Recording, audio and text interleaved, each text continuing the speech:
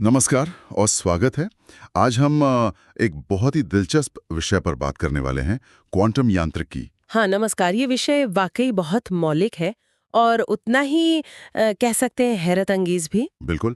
तो हमारा आज का मकसद है कि हम इसके बुनियादी सिद्धांतों को समझें, इसके अजीब लगने वाले नियमों को देखें और ये क्यों इतना ज़रूरी है, इस पर एक अच्छी गहरी चर्चा करें। हाँ, क्योंकि क्वांटम यांत्रिकी ने ना ब्रह्मांड को देखने का हमारा नजरिया ही बदल दिया है। ये उन नियमों की बात करती है जो बहुत ही छोटे पैमाने पर लागू होते हैं। छोटे पैमाने पर, परमाणुओं की दुनिया में। हाँ, परमाणु और उनसे भी छोटे कण। और सच कहूं तो ये नियम हमारी रोजमर्रा की जिंदगी के अनुभवों से इतने अलग हैं कि पहली बार में यकीन करना मुश्किल होता है। तो चलिए इसी अनोखी दुनिया में कदम रखते हैं। सबसे पहले, ये क्वांटम यांत्रिकी आखिर है क्या? एक सीधी सादी परिभाषा क्या होगी? इसकी वो ब्रांच है जो बहुत बहुत छोटे कणों जैसे इलेक्ट्रॉन, प्रोटॉन, फोटॉन इनके बर्ताव का अध्ययन करती है। अच्छा, और ये क्लासिकल मैकेनिक्स से कैसे अलग है? वो जो हम स्कूल में पढ़ते थे, न्यूटन वाले नियम। हाँ, वो क्लासिकल मैकेनिक्स वो बड़ी चीजों के लिए है, जैसे गेंद कैसे उड़ती है, ग्रह कैसे घूमते हैं, वो सब हम देख सकते हैं, महसूस कर सकते हैं और उसके नियम भी हमें काफी सहज लगते हैं। हाँ, अंदाजा लगा सकते हैं कि क्या होगा। बिल्कुल। लेकिन जैसे ही हम परमाणु के लेवल पर जाते हैं, वो सारे नियम, वो सहजता सब खत्म। वहां क्वांटम मैकेनिक्स के नियम चलते हैं। और वो नियम, जैसा आपने कहा, हमारी कॉमन सेंस को चैलेंज करते हैं। ऐसा क्यों है? छोटे लेवल पर नियम इतने अजीब क्यों हो जाते हैं? ये एक बहुत गहरा सवाल है असल में। लगता है ब्रह्मांड की बनावट ही ऐसी है। सूक्ष्म स्तर पर है ना, कण सिर्फ कण नहीं रहते, उनमें तरंग वाले गुण भी आ जाते हैं। तरंग वाले गुण कणों में? हाँ, और वो की स्थिति, उनकी गति, ये सब चीजें निश्चित नहीं होती, वो संभावनाओं में लिपटी होती हैं। क्लासिकल दुनिया पक्की है, क्वांटम दुनिया धुंधली और संभाव्य। यहीं से सारी अजीब बातें शुरू होती हैं। तो चलिए इन अजीब बातों यानी मुख्य सिद्धांतों पर आते हैं। पहला है तरंग कण द्वैतता। ये तो नाम से ही विरोधाभासी लगता है। हाँ, है ही। ये क्वांटम सिद्धांत की बुनियाद है। सोचिए, हम चीजों को या तो कण मानते हैं, जैसे ये पेन, या तरंग, जैसे पानी की लहरें। सही। लेकिन क्वांटम दुनिया में ये फर्क मिट जाता है। एक ही चीज, जैसे मान लीजिए इलेक्ट्रॉन, वो कभी एक नन्ही सी गेंद जैसा व्यवहार करेगा और कभी फैली हुई तरंग जैसा। प्रकाश इसका सबसे अच्छा उदाहरण है, शायद सुना है। वो तरंग भी है और कण भी। हाँ, बिल्कुल। प्रकाश कभी तरंगों की तरफ फैलता है, जैसे इंद्रधनुष में, और कभी ऊर्जा के छोटे छोटे पैकेट, जिन्हें फोटॉन कहते हैं, उनकी तरफ व्यवहार करता है, जैसे सोलर पैनल पर। अच्छा, लेकिन ये तय कैसे होता है कि वो कब कण है और कब तरंग? यहाँ ये वास्तव में दिलचस्प हो जाता है। बात यह है कि ये इस पर निर्भर करता है कि हम उसे कैसे देखते हैं या मापते हैं। देखने पर निर्भर करता है। हाँ, प्रयोग का सेटअप तय करता है कि उसका कौन सा रूप सामने आएगा, कण वाला या तरंग वाला। ऐसा नहीं कि वो बदल जाता है, उसकी प्रकृति ही ऐसी है कि उसमें दोनों गुण हैं। और ये सिर्फ प्रकाश नहीं, इलेक्ट्रॉन भी तरंगों जैसे गुण दिखाते हैं। अद्भुत। चलिए अगला सिद्धांत देखते हैं, हाइजेनबर्ग का अनिश्चितता सिद्धांत। ये भी काफी मशहूर है।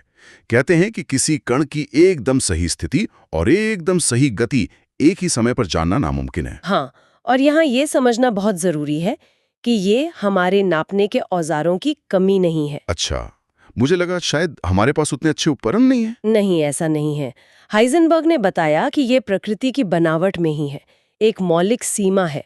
आप एक चीज को जितना सटीक जानेंगे, दूसरी उतनी ही अनिश्चित हो जाएगी। अगर मैं इलेक्ट्रॉन की पक्की जगह पता कर लूं, तो उसकी रफ्तार गड़बड़ा जाएगी। और अगर रफ्तार पता करूं तो जगह धुंधली हो जाएगी। बिल्कुल यही। ये प्रकृति का एक तरह का अंतर्निहित गुण है। क्लासिकल दुनिया में हम सोचते हैं हर चीज की एक पक्की जगह और पक्की रफ्तार होती है, भले हम मापें या नहीं। हाँ, लेकिन क्वांटम सिद्धांत कहता है ऐसा है ही नहीं। कण की स्थिति और संवेग दोनों एक साथ पूरी तरह से परिभाषित होते ही नहीं हैं। उनमें एक, आप कह सकती हैं, धुंधलापन है। हाँ, ये तो सोचने वाली बात है। और तो फिर नियतत्ववाद का क्या हुआ? सब कुछ पहले से तय है वाला विचार। हाँ, ये उसी पर सवाल उठाता है। चलिए अब तीसरे सिद्धांत पर आते हैं, ऊर्जा का क्वांटीकरण। इसमें कहते हैं कि ऊर्जा लगातार नहीं बहती, बल्कि छोटे छोटे पैकेट में आती है, सीढ़ियों की तरह। सीढ़ियों की तरह। या तो इस पायदान पर या अगले पर, बीच में नहीं। एकदम सही। ये विचार मैक्स प्लैंक ने दिया था।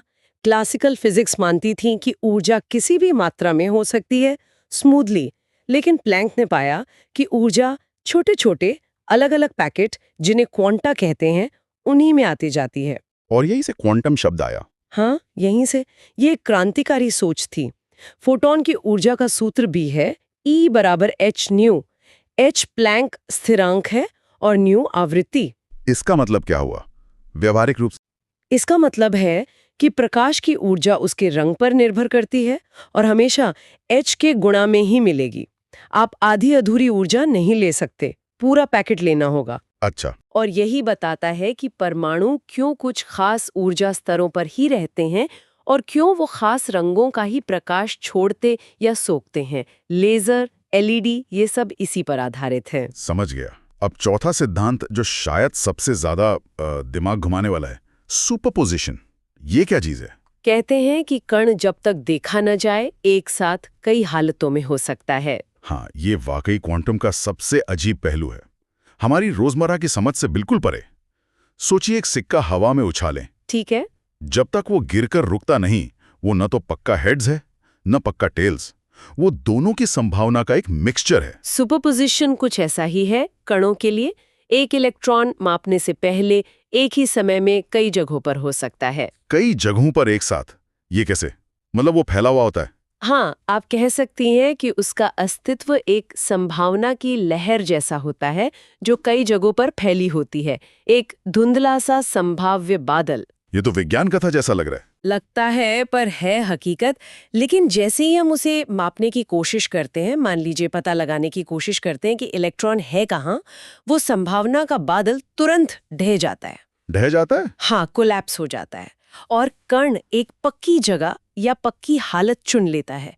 ये मापने का काम ही उसे एक निश्चित रूप देता है। और इसका भी कोई व्यावहारिक इस्तेमाल है या ये सिर्फ थ्योरी है? नहीं नहीं, बिल्कुल है। क्वांटम कंप्यूटिंग की पूरी नींव इसी सुपरपोजिशन पर टिकी है। वहाँ क्यूबिट्स एक ही समय में 0 और 1 दोनों अवस्थाओं में रह सकते हैं। इससे उनकी कैलकुलेशन पावर जबरदस्त बढ़ जाती है। वाह! तो ये चारों सिद्धांत, द्वैतता, अनिश्चितता, क्वांटीकरण, सुपरपोजिशन, ये सब मिलकर क्वांटम दुनिया बनाते हैं। और इन सबको एक साथ दिखाने वाला वो मशहूर प्रयोग है डबल स्लिट प्रयोग। हाँ, डबल स्लिट प्रयोग। इसे क्वांटम यांत्रिकी का दिल कहा जाता है। ये तरंग कर्ण द्वैतता और सुपरपोजिशन को बहुत खूबसूरती से दिखाता है। जरा इसे समझाएंगे। मान लीजिए एक दीवार है, उसमें 2 पतली दरारें हैं पास पास, और हम एक एक करके इलेक्ट्रॉन उस दीवार पर फेंकते हैं। पीछे एक स्क्रीन है, तो क्या होना चाहिए? अगर इलेक्ट्रॉन सिर्फ नन्ही गोलियों जैसे होते तो जो पहली दरार से जाते वो उसके ठीक पीछे स्क्रीन पर निशान बनाते, जो दूसरी से जाते वो उसके पीछे। हमें स्क्रीन पर बस 2 पट्टियां दिखनी चाहिए थी। लेकिन ऐसा होता नहीं है ना? नहीं, बिल्कुल नहीं। असल में स्क्रीन पर कई सारी धारियों का एक पैटर्न बनता है। कहीं ज्यादा इलेक्ट्रॉन, कहीं कम, फिर ज्यादा, फिर कम। बिल्कुल वैसा पैटर्न जैसा तब बनता है जब 2 पानी की लहरें आपस में टकराती हैं।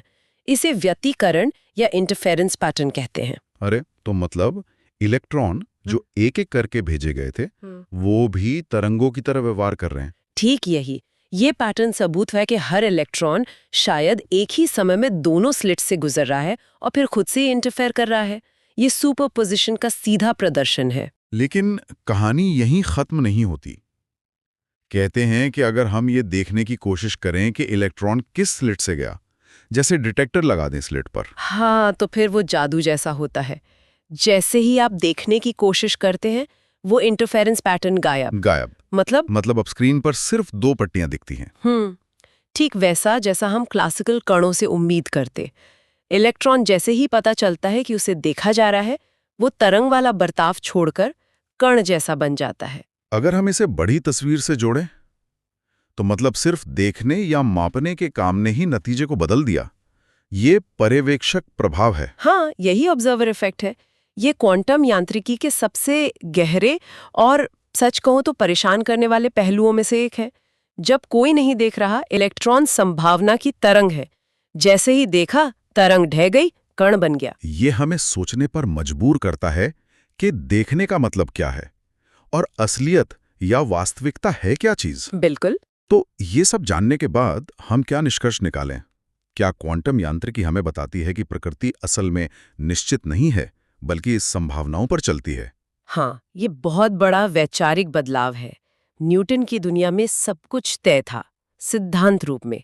आप भविष्यवाणी कर सकते थे।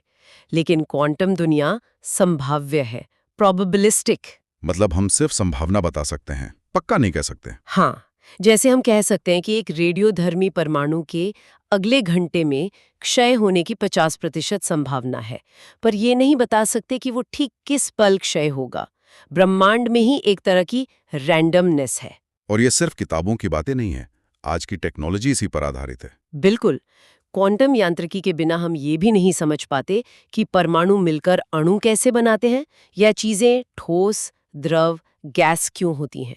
केमिस्ट्री, मटेरियल साइंस, बायोलॉजी, सब में इसका रोल है। और टेक्नोलॉजी, लेजर, ट्रांजिस्टर, हमारे सारे गैजेट्स, कंप्यूटर, फोन। हाँ, सेमीकंडक्टर चिप्स, परमाणु ऊर्जा, एमआरआई मशीनें और अब तो क्वांटम कंप्यूटिंग, क्वांटम क्रिप्टोग्राफी, ये सब क्वांटम सिद्धांतों की ही देन है। ये सोचना ही कमाल है कि 20वीं सदी की शुरुआत के अजीब अमूर्त विचार आज हमारी दुनिया चला रहे हैं। ये दिखाता है कि बुनियादी विज्ञान कितना जरूरी है, भले ही शुरुआत में उसका कोई सीधा फायदा न दिखे।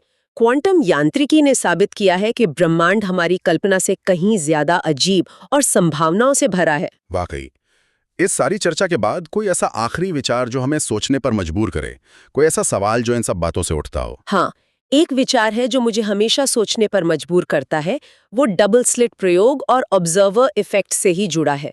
ये एक महत्वपूर्ण प्रश्न उठाता है।